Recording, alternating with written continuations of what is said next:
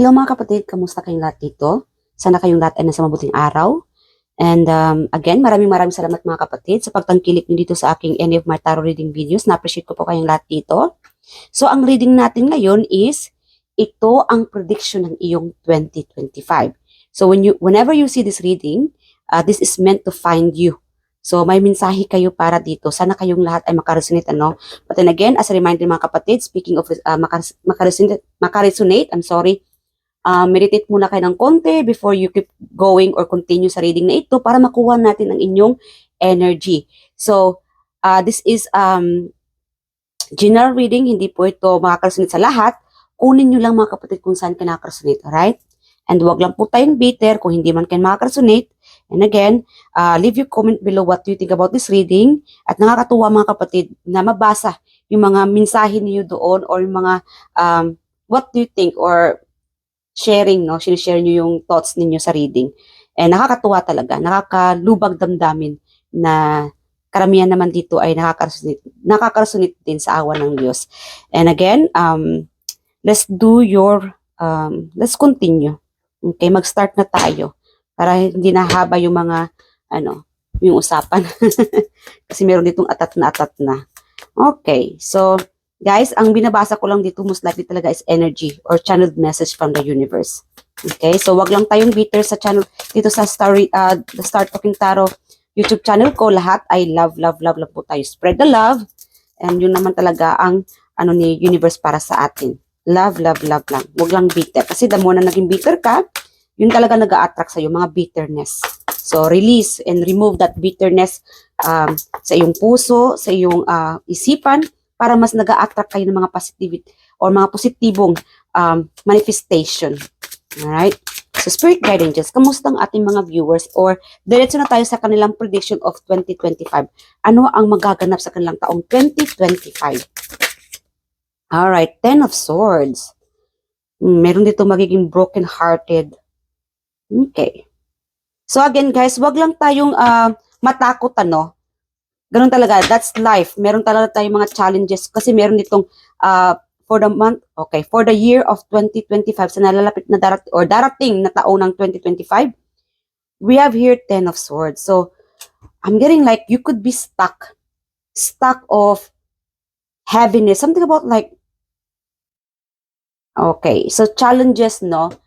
You will be stuck about these challenges. Challenges of betrayal, heartaches, or emotional baggage. Yung iba dito sa inyo. So guys, hindi naman talaga lahat perfecto ang takbo ng buhay natin, no? But whatever happened, always pray, no? Na mga challenges, yung mga pagsubok, sabihin na lang natin pagsubok lang dyan. Pagsubok lang yan. Alam kong andyan sa universe, alam kong mahal na mahal ako ng universe, hindi ako iiwan ng universe. But then again, guys, hindi kayo iiwan ng universe. Whatever challenges, I think you just have this realization. Yung iba sa inyo dito, you will be experiencing this pain to have this realization. Kasi kung wala kang realization, wala itong pain na mararamdaman mo, hindi ka matututo. But then again, hindi tayo bibigyan ni universe ng mga challenges or itong mga pagsubok na ito kung hindi pa tayo natututo. There's something, meron tayong ditong dapat matutunan, lalo-lalo na sa taong 2025. May mga challenges, may mga heartaches, may mga backstabbing. Meron dito may magbabackstab sa inyo. So watch out with these people. Ang dami ko nakukuha ang energy. Meron ditong realization sa taong 2025. Meron naman dito na I think more on emotional. You will be becoming more emotional. You will be becoming more I'm hearing like independent. I think you should be more independent instead of relying on these people. Kasi meron ditong baka tatalikuran ka. Baka meron naman dito napapagod na sa kakasuporta sa'yo. So I think maybe you have these challenges of realization that is time. Oras na. Yeah, King of Swords. Oras na para lumaban.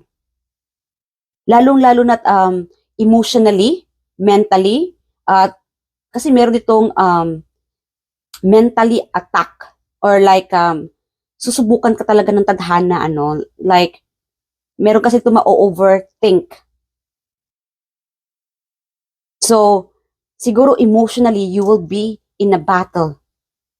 Yung emosyon nyo. So, you have to be in control. So, King of Sword, you should be in control. Dapat kayo, dapat kaya ninyong makontrol ang inyong emosyon sa taong 2025. Kasi meron itong magiging mas emotional. Madaling ma-offend, madaling masaktan, kahit kunting joke lang, na-offend na agad, nasasaktan na agad. Parang dinidibdib nyo. Kasi meron ditong magiging mas sensitive for the year of 2025. So you have to change that habit. Baguhin niyo po itong habit ninyo na wag agad-agad ma-offend, wag agad-agad na yung emosyon o yung nasa isipan niyo hindi maganda na hindi pa nga nangyayari, hindi niyo naman talaga alam yung totoong pangyayari or hindi niyo pa alam yung totoong result, something like that na nagre-react na kayo. Dinidibdib nyo na or dinadamdam mo na agad. Nasasaktan ka na agad, nag-iiyak ka na yan, iniiyakan mo na yan agad. Something like that. Very sensitive, I'm sorry. Okay? So, very sensitive for the year of 2025 yung iba dito sa inyo. So, the advice for you here, sa taong 2025, paglabanan mo itong emosyon mo. Huwag kayong ito. Kasi dito, ang dami-dami mo nang iniisip. You will be mentally drained. Kasi meron itong, until 2025, siguro nasaktan ka na sa mga tao, you're still repeatedly, parang binabalik-balikan mo pa rin yung mga nakaraan. Sinasaktan mo lang sarili mo sa mga bagay na hindi mo naman dapat pagbigyang oras or pagbigyang pansin. You have to let it go and fight for it. Kasi meron ito parang kalaban mo yatang iyong sarili. Okay? So, iwasan mo nang mag-isip ng mga nakaraan. Iwasan mo mag-isip ng mga hindi magandang bagay sa taong 2025. You have to control yourself. Control your mindset. Kontrolin yung iyong pag-iisip. Kontrolin, no? Ang iyong point of view or how people react towards you or how people think about you, it doesn't matter. Fight for it. You have to be strong. For 2025, you gotta be strong sa darating na 2025. Kasi karamihan sa inyo dito, you will be still stuck from the past. You will be stuck about your something about sensitivity, mas magiging sensitibo kang tao, mas madali kang ma-offend, mentally, emotionally, meron itong still stuck from the past, still repeatedly, no? Meron naman dito na people, maybe there's a group of people sa trabaho, pamilya, whatever you are in right now. Meron kasi ditong pagkakaisahan. It's like you against the world. Kasi nakikita ko ito, ikaw dito, tapos sa likod mo is yung itong buwan. It's like you against the world. It's like that's how you gonna feel for the year 2025. Mararamdaman mo ito. It's like feeling mo parang walang nagmamahal sa iyo. Labanan mo ito kasi karamihan sa inyo dito is mentally and emotionally distressed sa taong 2025. So labanan niyo ito mga kapatid. Even if sa pangyayari sa mga ganap. Yeah. You have to stay strong. Sa taong 2025, prepare yourself and be strong and labanan ito mga mentally distressed, emotionally, and being sensitive. Let it go. Kasi meron itong hanggang ngayon, mula noon hanggang ngayon, or even sa future, hindi ka pa nakapag-move on. Parang binabalik-balik mo pa rin itong emosyon, binabalik-balik mo pa rin itong mga pangyayari, mga tao nananakit sa'yo. You need to let it go and fight for it. Kaya mo to. If kahit may mga tao sa paligid mo na paulit-ulit ka na lang sinasaktan, you need to cut them off. Do not be afraid. Kasi karamihan sa dito, you will be a fighter. You should be the fighter. King of Sword is a fighter. Palaban ka. It's time to be more on a matured.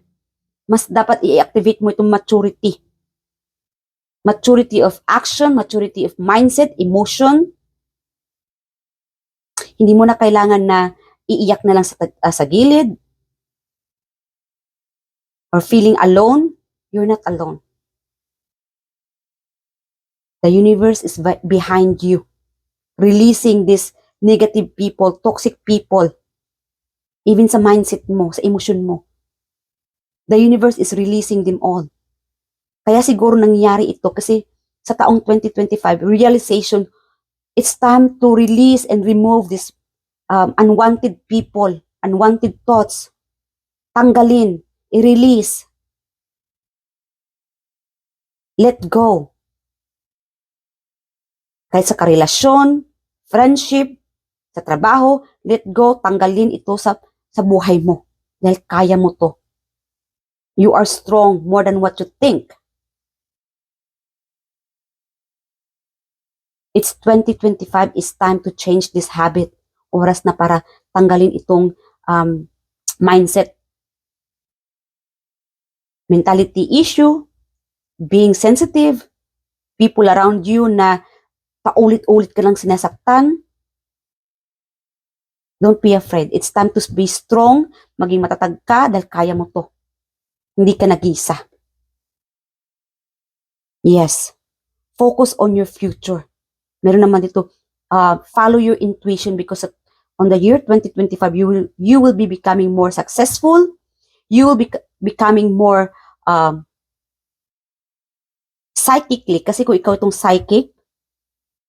psychically more stronger. Yeah, and you will be following more about your intuition, your soul. Your soul is longing for you, this silent.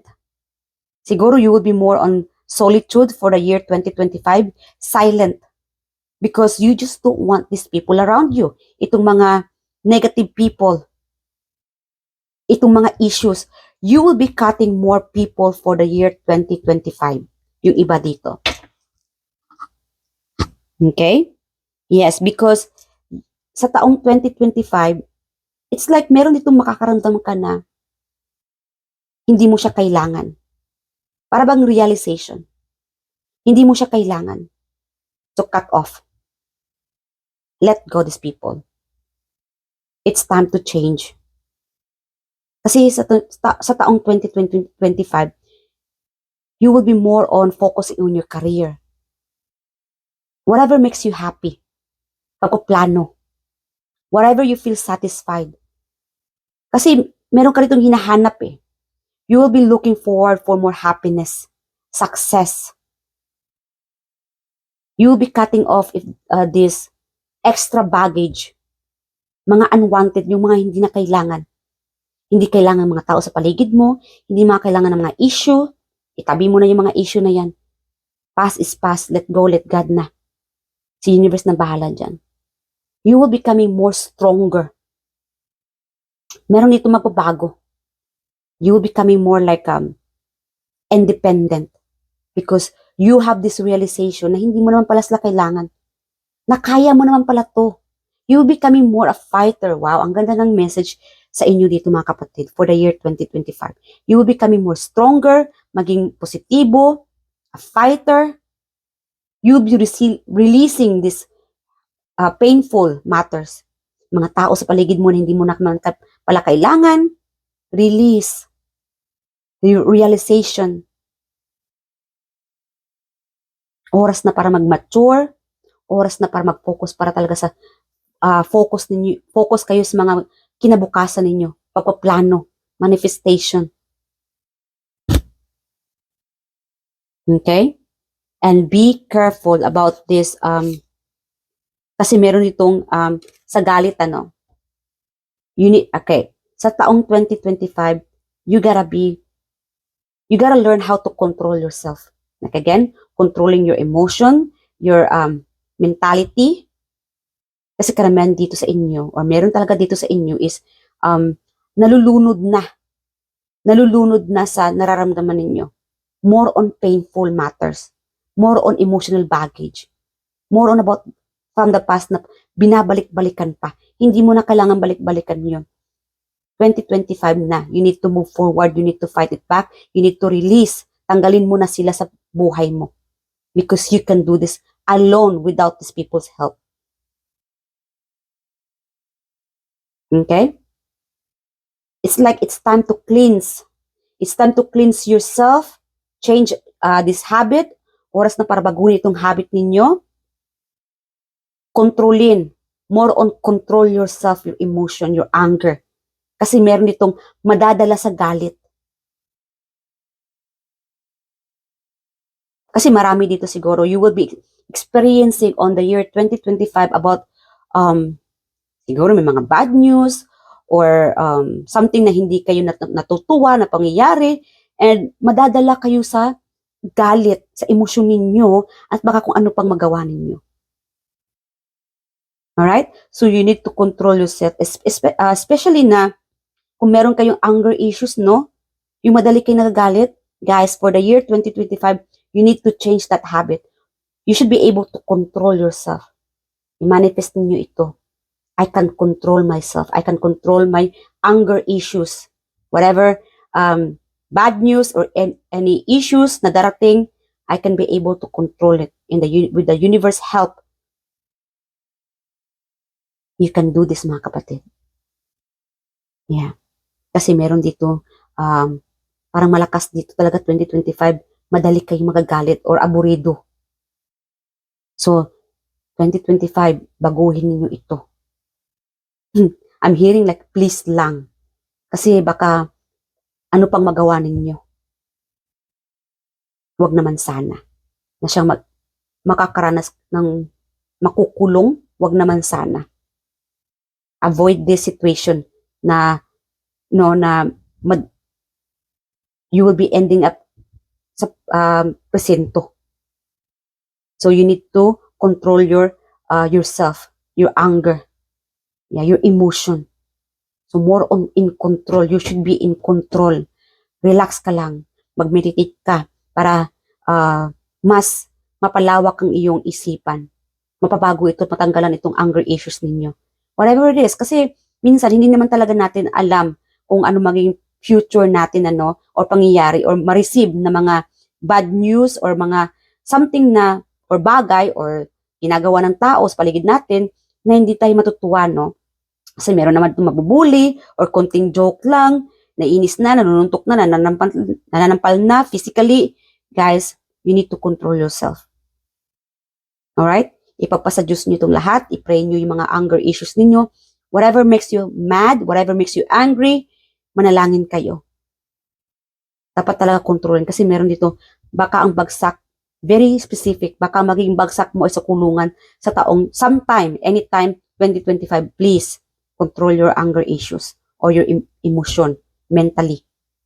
Whatever makes you mad. No? Siguro, I'm hearing like you could be, kasi meron ditong, you'll be receiving something news. Okay, something news na meron kasi dito ma-shock.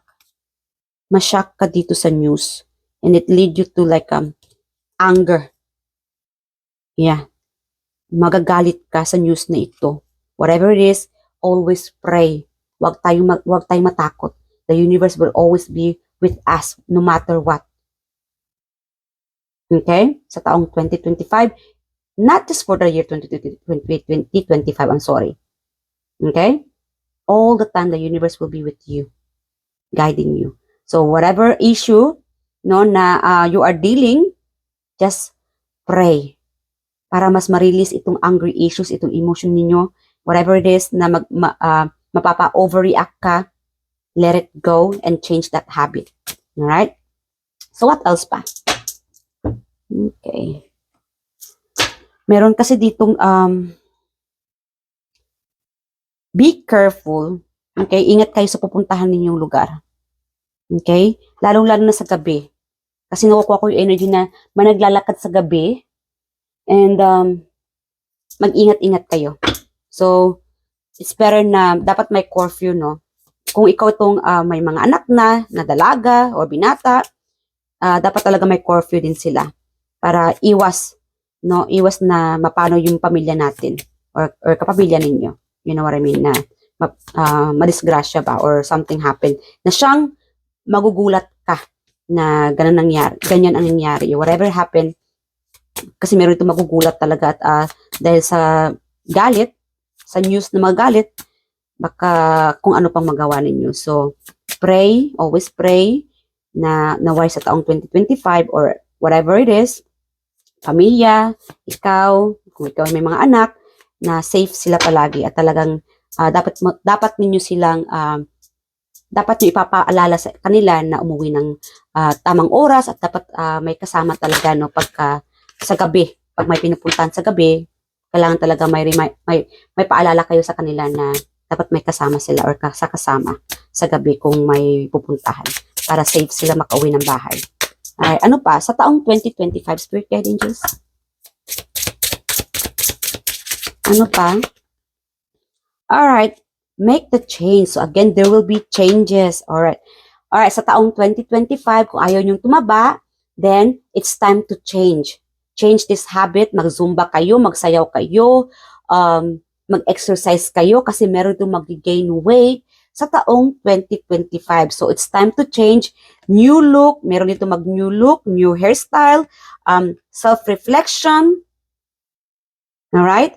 So, meron naman dito kung gusto mong mag-lose weight within 7 weeks or 7 months, you'll be seeing yourself, makikita mo sarili mo, ang pagbabago. Yes, you'll be seeing something new or feeling new. Kasi meron itong something new and feeling new sa taong 2025. So, sa taong 2025, it's time for changes. Or sa 2025, meron itong mag-gain weight. And meron naman dito na may maglo-lose weight within 7 weeks or 7 months. Alright? Kung ayaw niyong tumaba, then this is the right time for you na be mindful sa mga kinakain ninyo. Kasi meron naman dito na kahit mataba, attractive ka pa rin, masaya ka naman sa katawan mo, satisfied ka naman, it's okay. So we're talking about this prediction. Kasi meron naman dito na unaware, hindi pansin na nag-gain weight na pala. So again, for the year 2025, kung ayaw mong tumaba, then you should start eating or do some exercise kasi kailangan mo ng more on actions sa taong 2025. Gagalaw-galaw kayo, mag-exercise kayo, mag-zumba kayo kasi meron naman ditong yung iba, siguro busy sa trabaho or wala na sa isipan yung mga kinakain na hindi na pala maganda sa katawan mo or lalong-lalo na't kung insecure ka sa sarili mo, sa pangangatawan mo na gusto mong anong tawag nito, na stable, na petite, magandang katawan. So, sa taong 2025, be mindful sa kinakain ninyo para mas ma-maintain ang magandang katawan ninyo. Kasi meron naman kasi dito na may mag-gain weight dito sa taong 2025. And I'm also getting like, yung payat na payat ka, and then sa taong 2025, magkakalaman ka na. Wow. Yeah, so, enjoy. Meron naman dito mag-i-enjoy or you know what, to release this, para ma-distract sa taong 2025, para ma-distract itong isipan ninyo, itong mentality issues, itong insecurities, I think you should do more on dancing. Magsayaw-sayaw kayo para ma-release, no, ma-distract itong mindset ninyo, itong emosyon ninyo. Magsayaw-sayaw kayo, or makinig kayo sa mga music na siya magbibigay sa iyo ng tuwa, na ma-release itong mga heaviness, itong bigat sa inyong dibdib sa taong 2025. If you feeling that way, yung nabibigatan ka na, yung sabihin natin mabigat ang katawan, or mabigat ang iyong pakiramdam, yeah, listen to a music, any music na feeling mo na ma-lift up ang iyong pakiramdam. Na feeling mo na, wow, dancer ka na. Something like that. Wow, dancer na yata ako sa taong 2025. And I'm also getting like, may magba-viral dito sa inyo sa taong 2025. Siguro sa TikTok, sa sayaw mo. Siguro may may may makakapansin sa iyong moves or dance move or something dito na sa taong 2025 may magba-viral. Alright? Meron naman sa taong 2025, you will be new hair looks, hairstyle. Okay. Yeah, meron itong magka-cut off. Ika-cut off mo na itong, siguro changes, cut off of more on sa sarili mo, ano. Cut off this bad habits. And it's a good thing. No, for the year 2025, i-manifest ninyo itong mga releasing or cut off itong changes, itong pagbabago. Baguhin ang inyong hairstyle, pananamit. Yeah, that's all right. Okay? Kasi nabumove on naman kayo. And at least, kasi the more na nagkina-cut off niyo itong mga bad habits or unwanted no sa pangangatawan or siguro na sobrahan sa paglalagay ng mga jewelry, maybe it's time to set aside or cut off this kind of habit, no? Para maiba kung gusto nyo nang maiba or changes sa taong 2025. Okay? And also, sa taong 2025, you will be more spending time with your family and friends. And again, you will be becoming more gorgeous. Mas maraming mag-a-admire sa you. You will be more admirable. Okay? Yeah, you will be more admirable and meron itong wish fulfillment.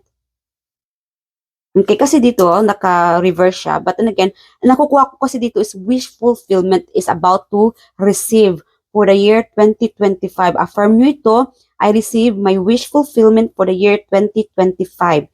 Alright? Kahit na naka-reverse ito, again, energy po ang kinukuha ko dito, ha? So, wish fulfillment and cleanse your energy. So, sa taong 2025, lalong-lalo na sa end of this year, 2024, mag-cleansing kayo, ano, yung magpapausok. So, do something like cleansing para ma-release itong mga bad energy from 2024 and the new beginning sa taong 2025. And you will be more passionate. Magiging mas fashionista pa kayo dito, attractive, admirable sa taong 2025, gorgeous, maraming makakapansin sa iyong pagbabago. Mapapansin ng mga tao, pamilya, family and friends, co-workers ang iyong pagbabago. You will be more uplifted, high-spirited sa iyong 2025, happiness, more on sa sarili mo kasi, loving yourself. Yes, release, okay? Sa taong 2025, hindi mo na kailangan i-please ang itong mga tao na hindi ka naman na-appreciate, ano? So, focus ka na lang sa sarili mo. Love yourself. Yeah, kasi kahit kahit na ibigay mo yung 100% self mo sa mga kaibigan, kapamilya, karelasyon, wala namang magandang balik sa'yo.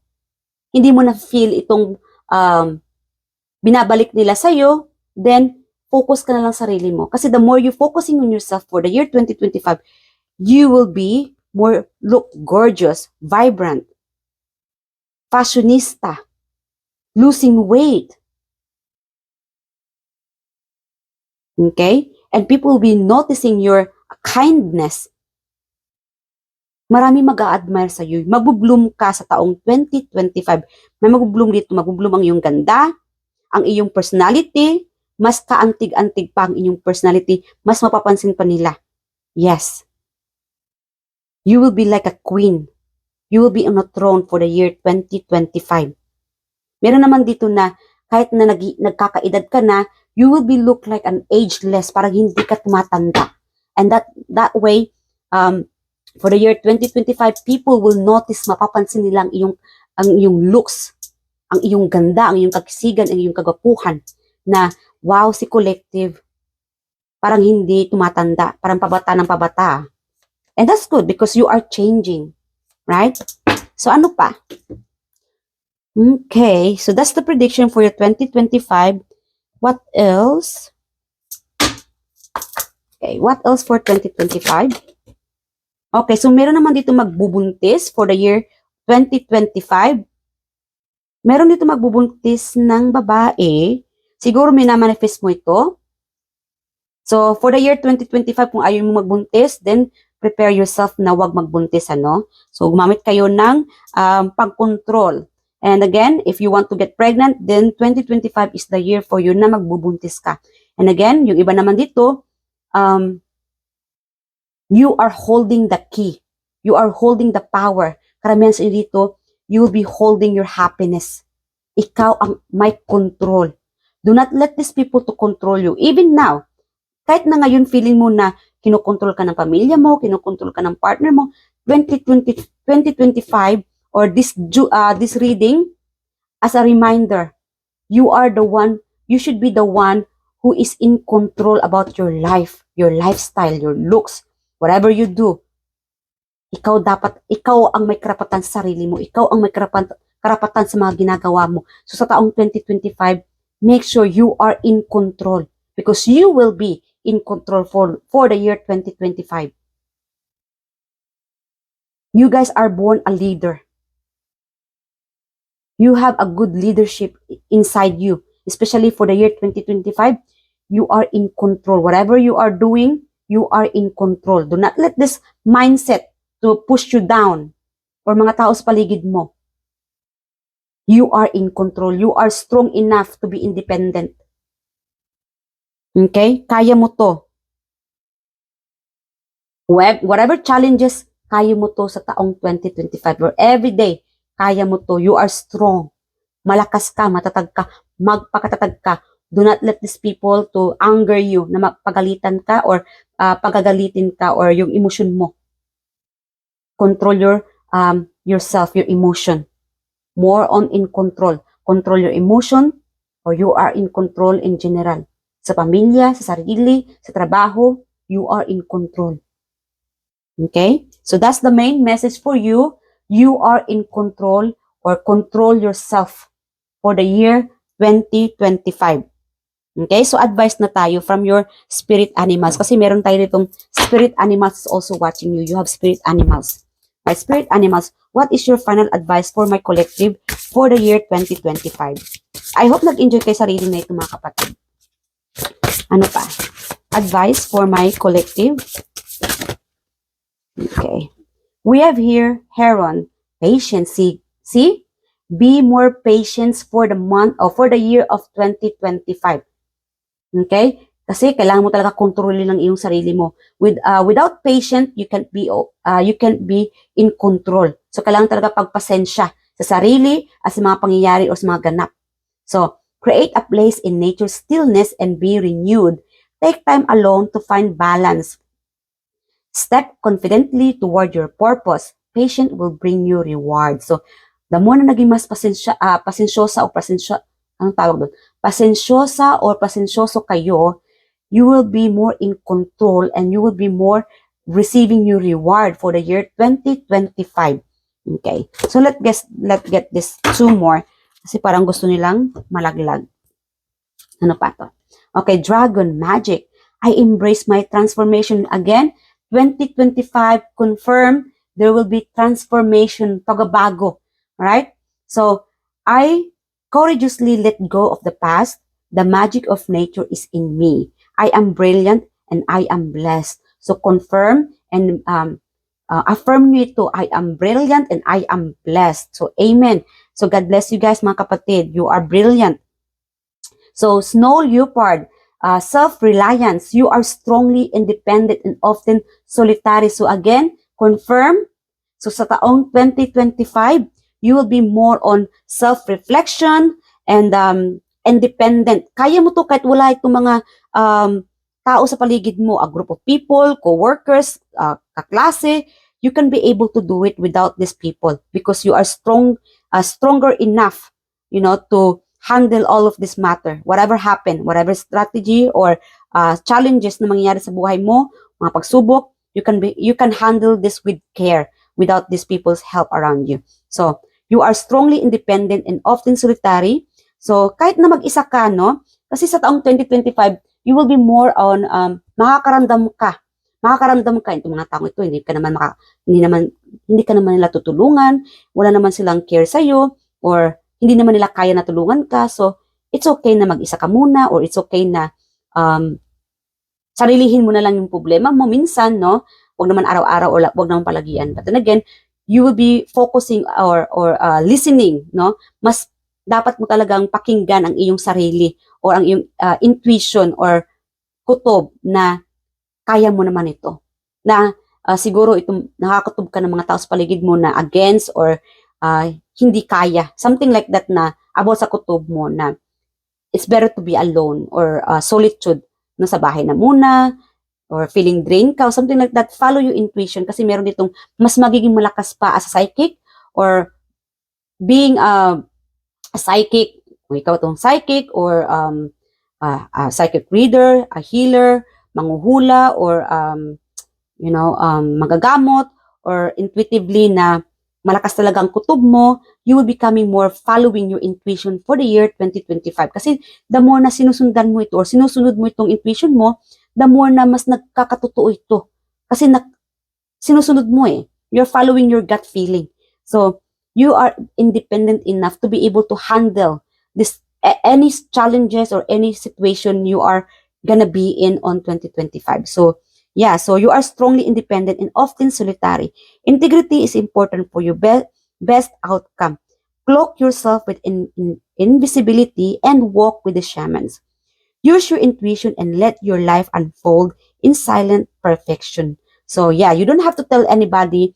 Hindi mo kailangan na sabihin sa lahat ng mga tao kung ano yung plano mo or whatever plan you have.